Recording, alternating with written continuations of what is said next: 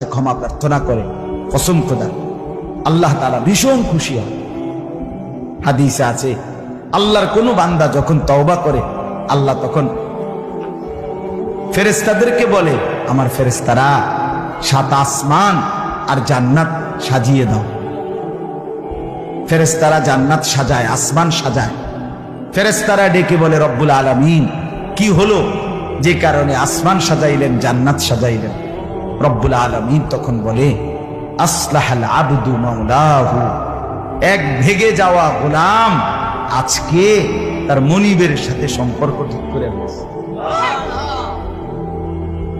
আল্লাহ আল্লাহ বলে, আমার এক গোলাম আমার থেকে ভাইগে গেছিল রে, অনেকদিন ওই আমারে সেজদা দেয় নাই, আজকে দিছে।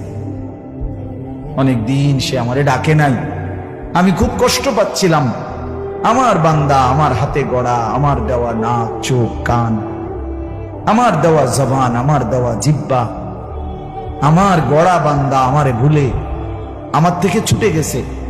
আজ আমার সেই ভেগে যাওয়া বান্দা আমার কাছে ফিরে আসছে।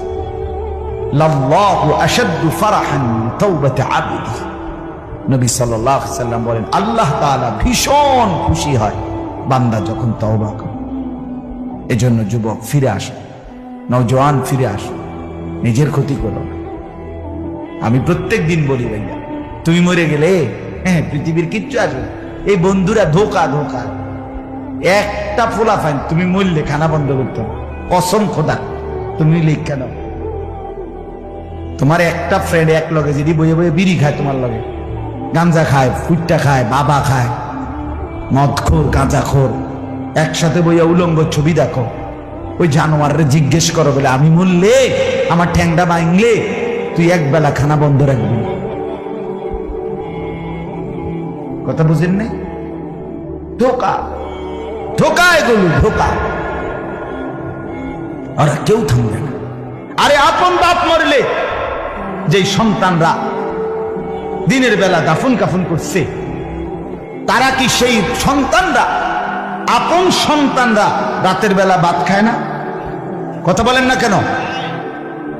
পাশের ঘর থেকে খানা রান্দাইয়ে আরো বেশি খায়, আরো একটু বুঝতো লাও, যেই কান্দাটা তুমি কাঁদছো আজগা কি ভাইয়া, তাইলে তাহলে আপন বাপ, তারপরেও তো সন্তান খানা খায়, তোমার লেগে কাঁদবে কে? এর জন্য পৃথিবী আমাদের কারো জন্য থামবে না ভাইয়া, থামবে না।